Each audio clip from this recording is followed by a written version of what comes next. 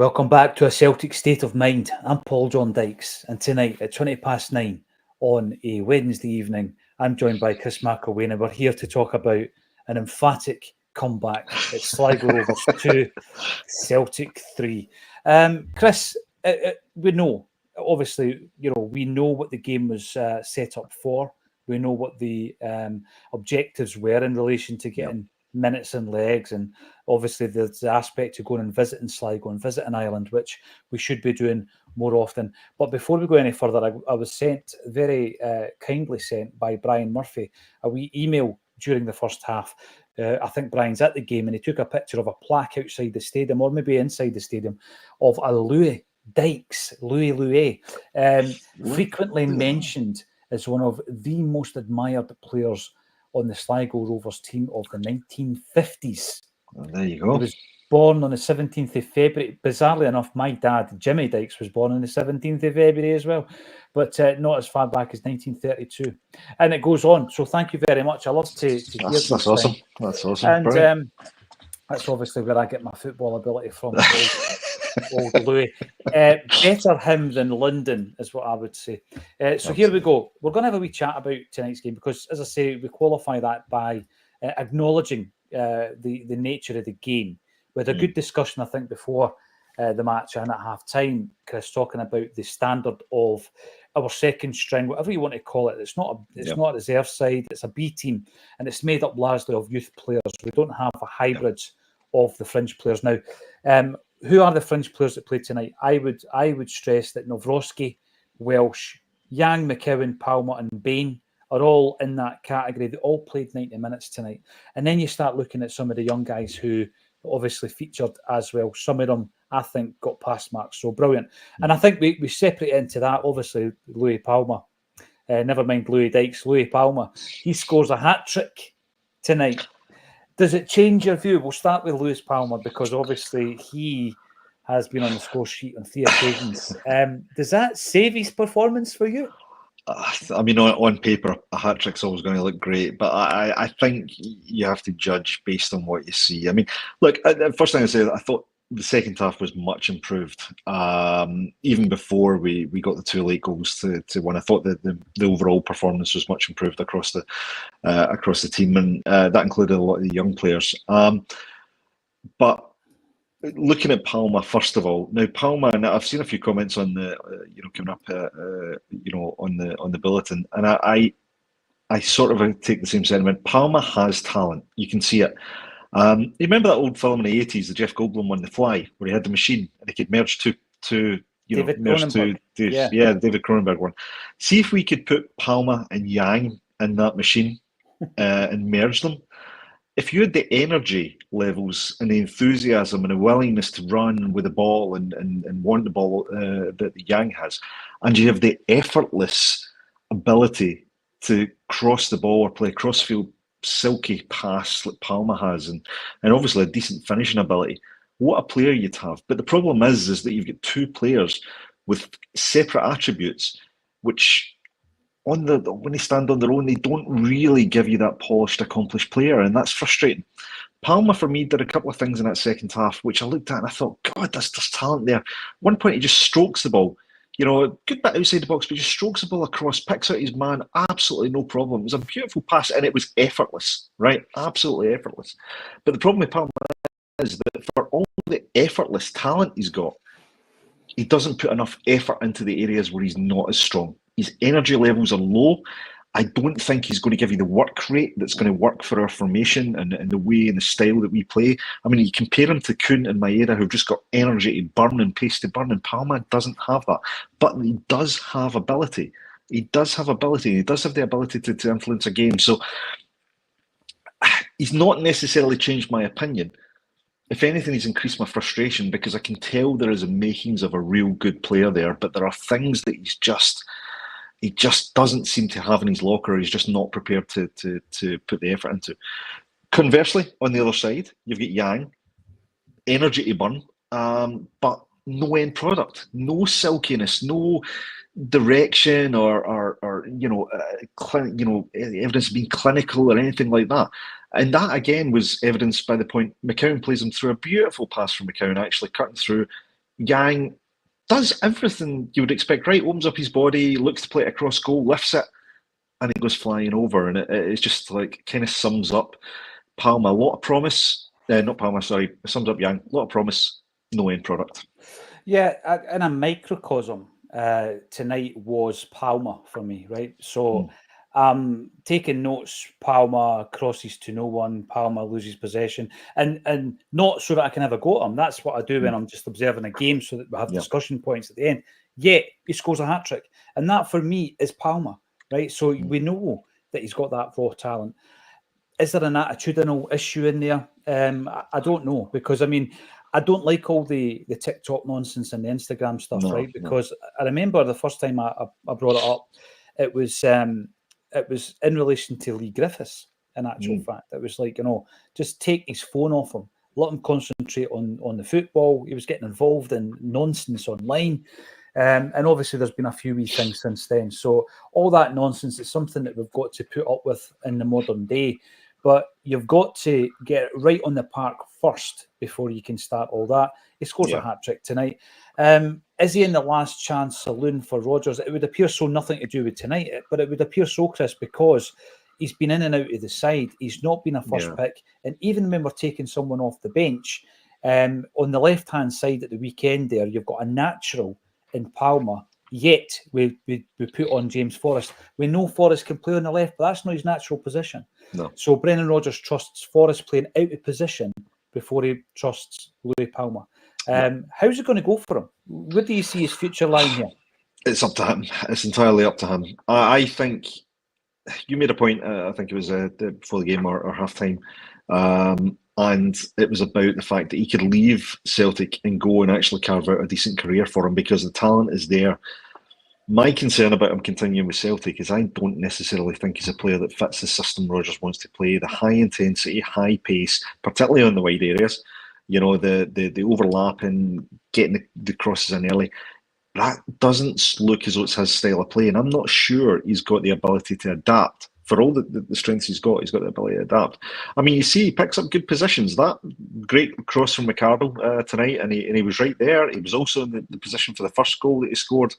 I didn't see the third goal, I confess, because I come in here to log in here, so I missed the third goal. So I can't really talk to that one. But he, obviously, he's a player that. And that was late in the game as well, and he stayed on for the whole game. So he's a player that kept going tonight and found himself in those positions. And he finished 3 times. I mean, actually, I can't really think of him having too many shots outside of the goals he scored tonight, but he found himself in those positions and he was clinical. So if you could find a way to fit him into the system, and at Celtic, I could only see that at late points in games where our opposition's tired and his lack of pace and mobility won't necessarily be shown up quite as much. But he's never going to be a starter on this current Celtic team for me.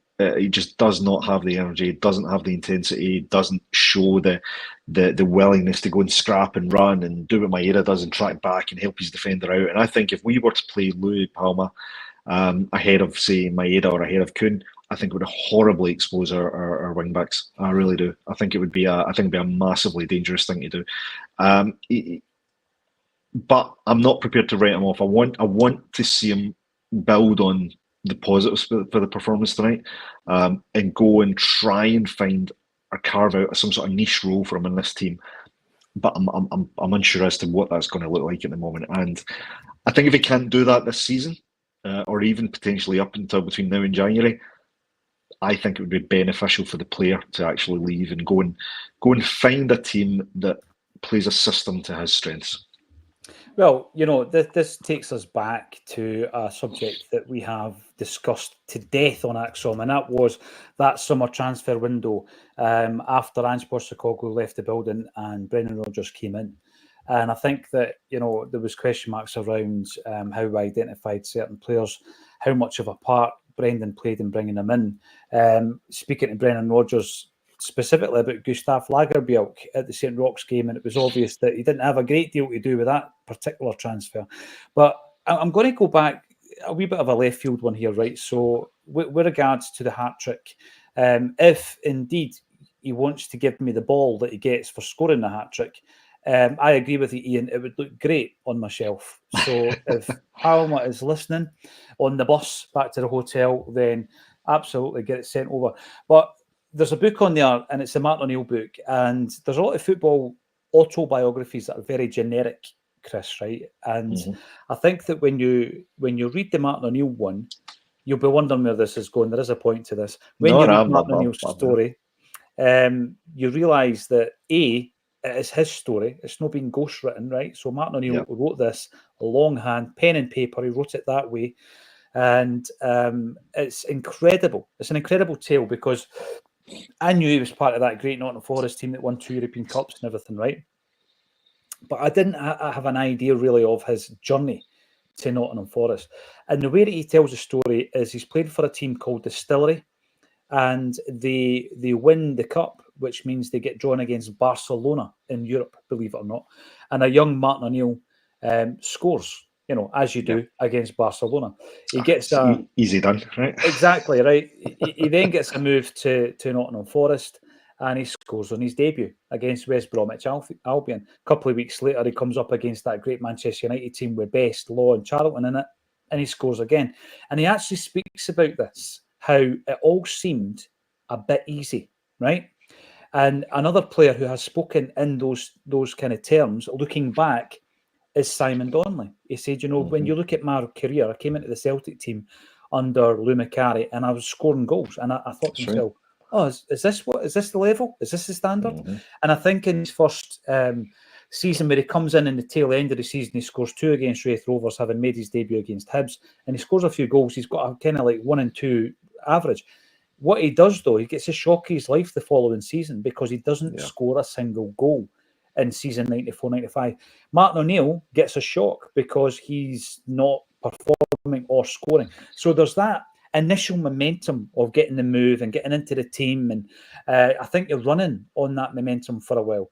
And I think there was an element of that when Palma came into the side last season, right? Because if you remember, he's setting up goals with a bit of panache on the outside of his boot, against Aberdeen onto the head of O, for example. He goes into the Champions League, scores a goal.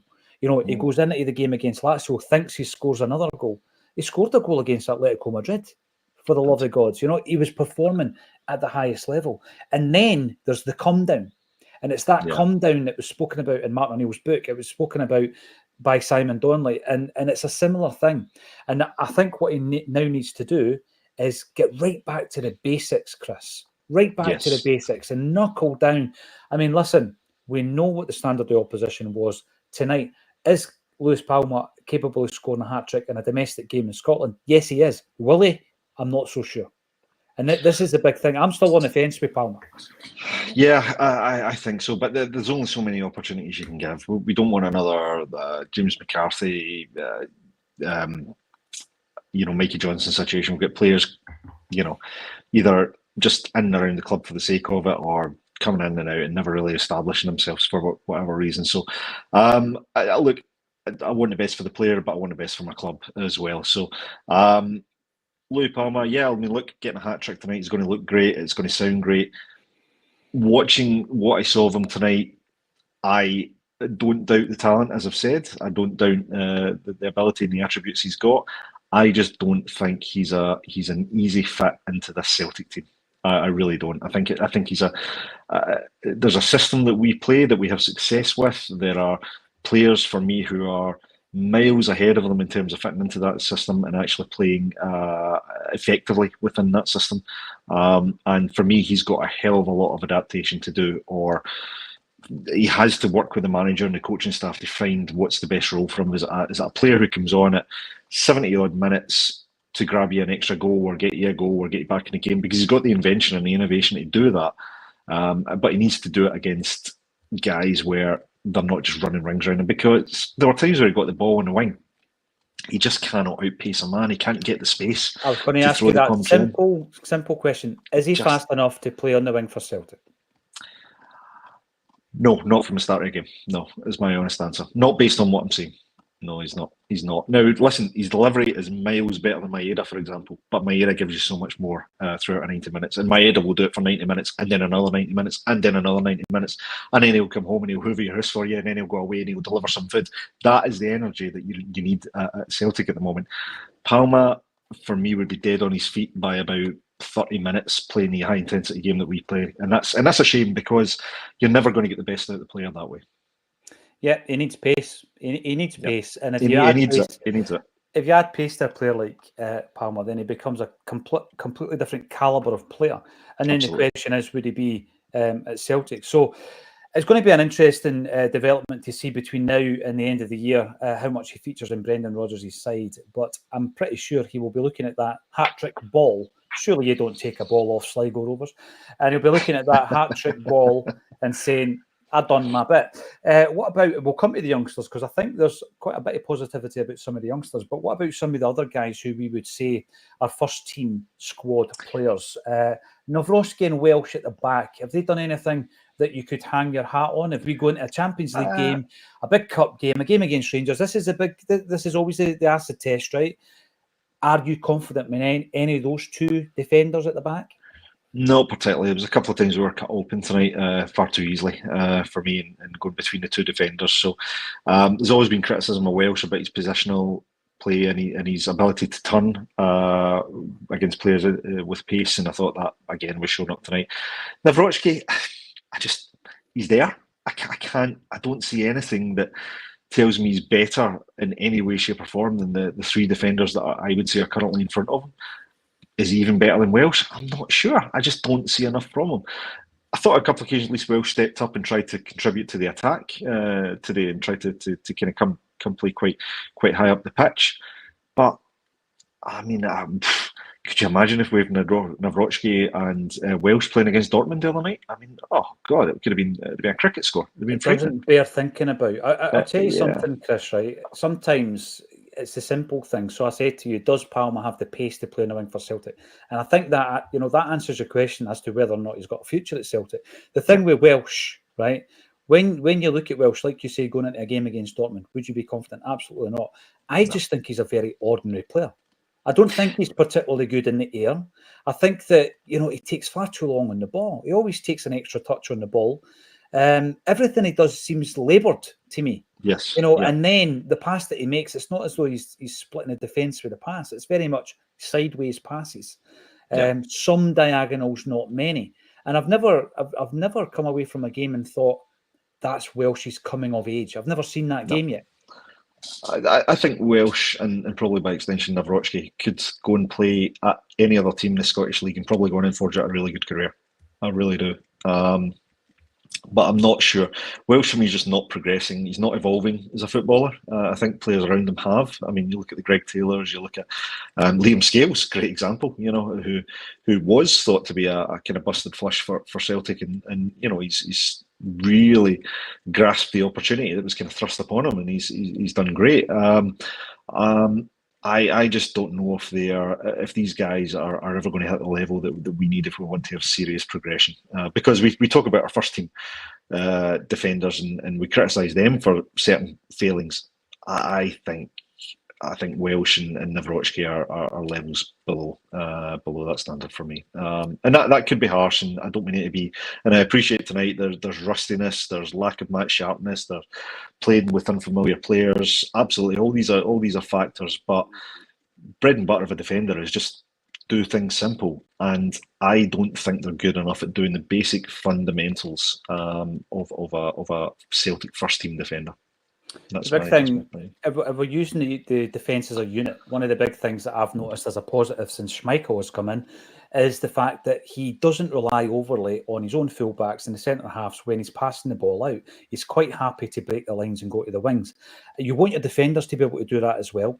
And I used to scream out for that when we had somebody like Jota or Leo Labada on the wing, because you would think to yourself, if you use that pass from the defence, you get them on the back foot, you transition from defence to attack really, really quickly, and then that's how you break down a packed defence. And we weren't doing that often enough. And I asked myself, can Welsh and Nawrocki do that? At this moment in time, nothing would suggest that they can. If Nawrocki was to leave the football club, would you get your money back for him? No chance. No. So there's a lot of things at the moment. And again, the only way, apparently, Brendan Rodgers was talking about Nawrocki being very unlucky because there's only so many players he can play. And that's why he's getting 90 minutes tonight. I've seen one performance that I thought he was very good in, which was against Rangers when we beat them 2-1. That was the Bernardo and Kyogo game. I thought he came on as a sub that day and he played really well. But other than that, I've not seen enough from him. Smell the glove. No. The film, The Fly, still gives me the creeps. Sorry. Listen, we can deviate from time to time. The reason I brought it up is Cronenberg made another film called The Brood with Oliver Reed. God. Go and check it out. That's a belter of a movie. Patrick James Simpson must take into consideration the team you're facing, and Palma should be miles ahead of Sligo. I think that's fair. That's a counter-argument to the rustiness and the fact that you're taking into account your opposition. I mean, really, Palma, if you want him playing at the expected level, he's got to show up against every team, and with the greatest of respect to Sligo, who I've got a ton of respect for the fans, the ground, and the way they played tonight. But a first teamer or someone who expects to be in the first team, you'd want to play significantly better. And actually, if you compare him to McCowan, who again I don't think was exempt from criticism tonight, but I thought he strolled the second half, showed a bit of leadership and control in the middle of the park, and I would have no fears putting McCowan into the Celtic first team, even based on what I saw tonight. But Palma, still question marks.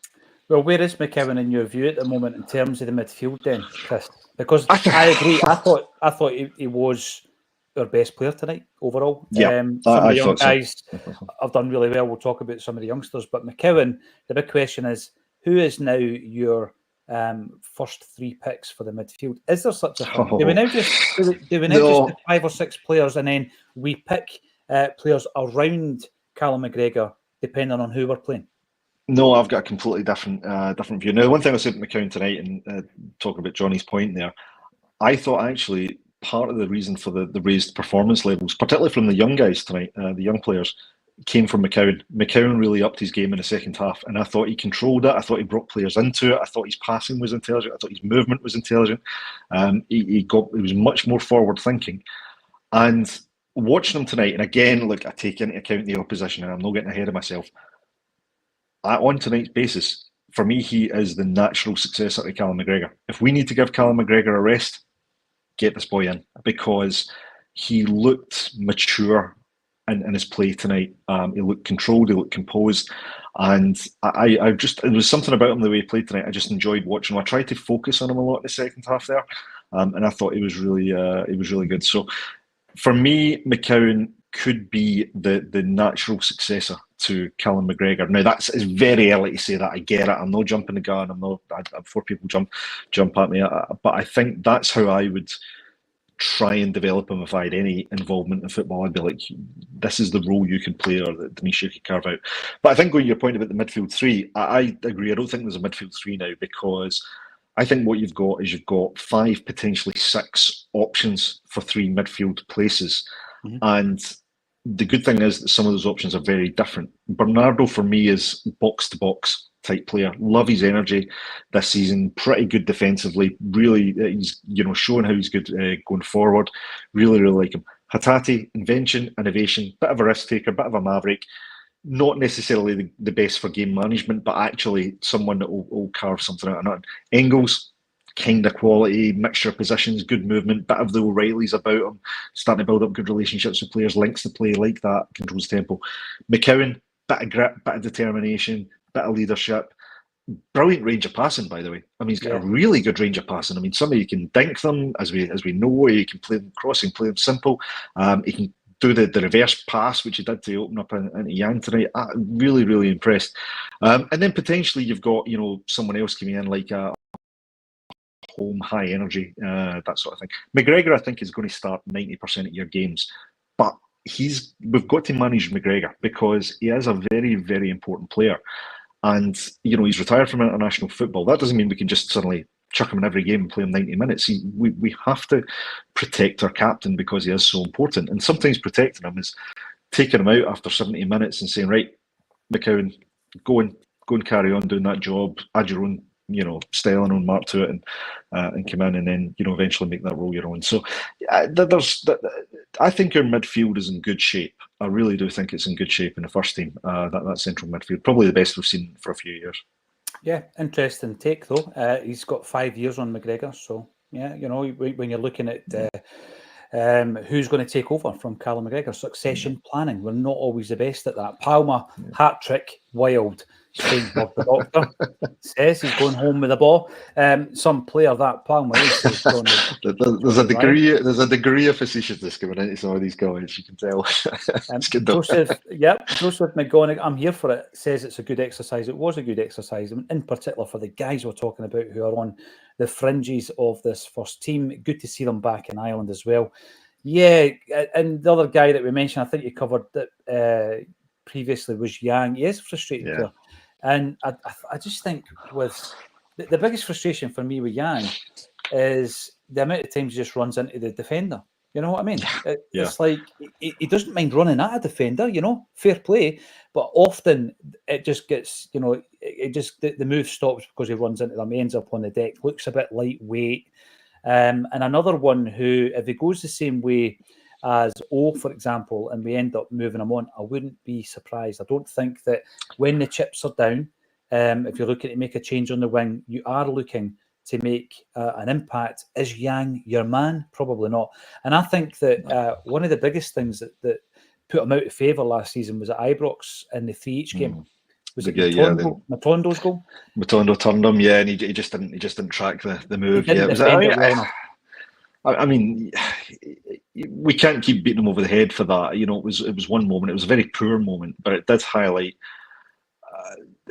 when you look back at that and you watch some of his play, you can see elements of that still. I mean, he's trying to take on sometimes players who are, it's 2 or 3 players in front of him. He's trying to go and dribble past them all, and he's not getting past the first man. So, you know what?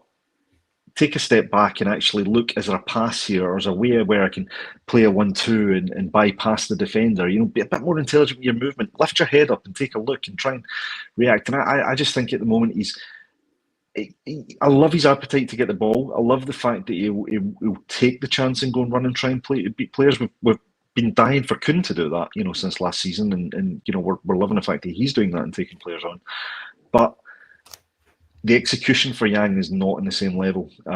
It's like he knows what he wants to do, but whatever's happening there, the legs are getting mixed up, or his ball control is just not quite good enough, and it's not happening. So he's a player I think could maybe benefit from a loan. Go and send him out on loan, about what we're doing with Kwon and we've done with Iwata. Send him out and see if he can refine those elements of his game, and then give him another shot to come back. And if he doesn't make it, then you've maybe improved the player, you've maybe generated some extra income with a sale, and good luck to player and club, etc. But no, for me, he's I don't know if I'd put my head at Palma or behind Palma, but he's nowhere near the first team for me. Yeah, because obviously Kwon has been out on loan at St Mirren and Hibs. He's still 23 years of age. You ask yourself, will he make an impact? Interesting enough, when you mention Iwata, he's away on a permanent. He's away. Oh, he's away on a permanent, actually. Yeah, I beg your pardon. He is. Yep. He is. I still struggle to believe that, because I thought there was a player there. I thought if any of the players we were sending out, we would have kept him. But no, you guys are absolutely right, and I can see it comes through in the comments. So no, you're right. My bad. My mistake. Iwata was indeed sold. Shows I'm gutted about that, because I liked him as a player. So did I, absolutely. And but it became clear, I think, that Rodgers didn't fancy him, and I think that's where I'm going with this. He didn't fancy it became clear, and then he moved him on. It looks as though that he might not fancy Yang or indeed Palma, but we will see. I want to put it out there as well that in terms of the young guys that played, McArdle looked brilliant. I don't mind saying that. I thought he was brilliant tonight. Good control on the ball. That cutback he did to then pick out the pass for Palma for the second goal. Excellent. Really, really impressed. Yeah. See, the best bit about that for me is the fact that he was demanding the ball like he had played in the first team for years. Yep. He didn't care the seniority of the players. He was demanding the ball. And see, for a youngster to do that and not just hide behind the guy that's marking you and all that, he demanded it, got into space, and like you say, his delivery was excellent. Prior to that, very, very tidy player, used the ball really well. And I'm a fan of Turley. I know that people might say, there's a bit of favouritism there. I am a fan of Turley. But what I liked about him is he went through a patch of the game, maybe 10, 15 minutes, where he was really poor. But he was. came I was back into it I was after going it. to say Didn't let first it get, half. get to him. Didn't let it get to him. Yeah, and that's something we mentioned. We've spoken about resilience a couple of times, but I thought what was great is I think credit to the manager. Manager didn't take him wrong, take him off either. He didn't bring him off, and he kept him on. And I liked the fact that Turley in the second half sort of grew in confidence a little bit. He was getting into good positions. He was reading the game better. Again, I think he was one of the players that benefited from the way McCowan was playing as well. He seemed to start to get any better positions. He was receiving the ball. He was linking the play. Had a couple of shots that were deflected, a bit unlucky with.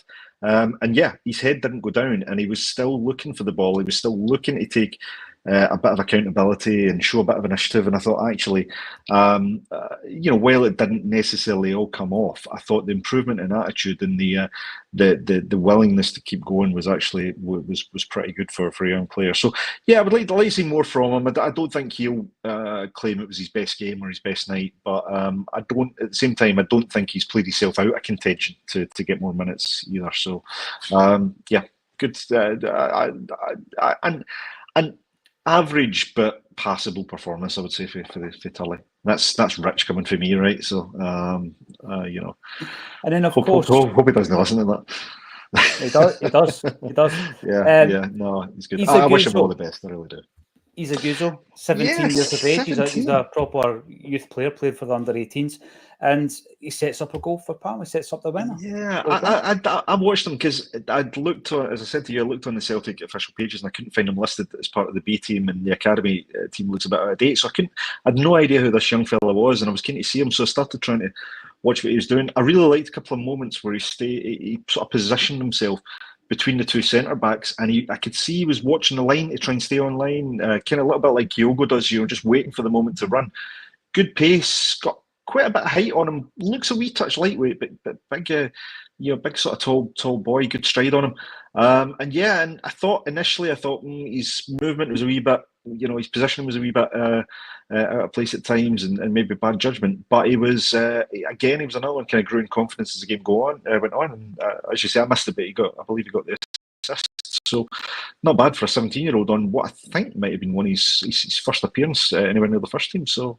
Good on him. Interesting to see more of him as well. Fair play. Yeah. Joe Brown, that's the second time you've popped up this evening. Joe, Willie McStay was indeed a bit of a hero at Sligo Rovers. He finished his playing career at Sligo Rovers. He took over as a manager, ended up winning the treble. And he is a living legend at Sligo Rovers. Nice. And in actual fact, I probably should have used part of the interview that we did with Willie a couple of years back on today's clips. I'll do that tomorrow on the back of Sligo Rovers. Thanks for reminding me, Joe. Lovett was shocked when Iwata left. You know what didn't shock me is I kind of seen it coming, because I think that, you know what, if you, for example, right, if you put Palma and Yang in front of me and ask me to choose a winger, I'm choosing Palma every day of the week. Right? But I don't think Rodgers trusts, and this is the big thing, I don't think he trusts either of the two. And it was a bit like Iwata. Iwata had come in. I don't think he particularly did anything wrong. No. But I'm not sure he was trusted. You imagine going into the Borussia Dortmund game, a couple of injuries here and there, and you play Iwata. Would Rodgers have trusted him in a game like that? I'm not sure. So that is telling. For me, it's more a trust thing. I do think Palma has got more than Yang. However, whether or not he can be trusted will be something that I'll be watching. Then one of the arguments there for that, in favour of that, is you put Palma and Forrest in front of you, and you talk about trust. And it's very clear which one the manager trusts this season. He's gone to the tried and tested, someone that's not let him down. And to be fair to Forrest, he's said, "Okay, Gaffer, I'll go and do what you need me to do." And by and large, he's done it. And I think that is, maybe that's the challenge that Palma's facing, is that he is finding it really difficult to prove that he can be trusted ahead of someone like Forrest, who consistently, produces the goods when he's called upon. Yep, even when playing in an unnatural position. Yes. Strange love the doctor bringing this one in again. Good second half from Celtic. McCowan picked up his game. Yang pretty good. Both Welsh and Rocky better. C-. Palma man of the match. Crazy. Celtic C+. Pass marks, but pretty ugly pass.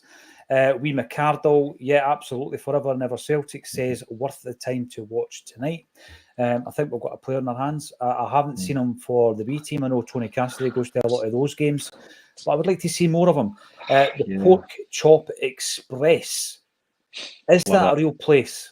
Is that a real place? It's the 80s reference from Big Trouble in Little China. One of my favourite movies of all time, by the way. I love it. Kurt Russell drives a truck. The truck is called the Pork Chop Express. And when he's on the CB, the old style CB for the 80s, that's it. It's Pork Chop Express. So I love seeing Pork Chop Express give it up, because that, for Pork Chop Express, the user here, that is my all-time favourite film. Brilliant reference. Love it. Attention to detail is brilliant. Well done. I've not seen that film since it came out. Maybe I should revisit it. But you say that I only seen the last 30 minutes, but that McCardle looks tidy. Yeah, he absolutely did. He rose to the challenge. Patrick James Simpson, Palma had to show up tonight as his role in the first team has been in question. Did he show up, Patrick? I know he scored the hat-trick. Did he show up? That's a big question.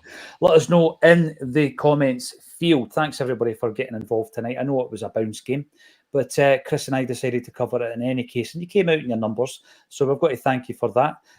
During the show, I noticed that we're down to 25 tickets for the Gordon Strachan and John Hartson night, 25th of October. Is that 2 weeks on Friday, I believe? Really looking forward to this one, because both of them can command the stage on their own. So for the pair of them to be on the stage and get that chemistry going, I'm really looking forward to it. 25 tickets left. Links under the video. Thanks, everybody, for getting involved, and join us again tomorrow at 12:30. Just before you go, we Paul John, just one mention to our very own Jerry Taylor, who is celebrating becoming a father again tonight. Thankfully, a little bit earlier than planned, but thankfully mother, baby, and well, I'm not sure about dad, but mother and baby are doing okay. Jerry's probably frazzled, but listen, if he's watching, and I'm not sure he will be, but if he is watching, Jerry, congratulations, mate. We're all delighted for you. Yes, congratulations, Jerry Taylor, on the birth of your daughter. Absolutely. What a way to finish, Chris. Well done. Thanks, everybody, for getting involved. Join us again tomorrow at 12:30 for a Celtic State of Mind.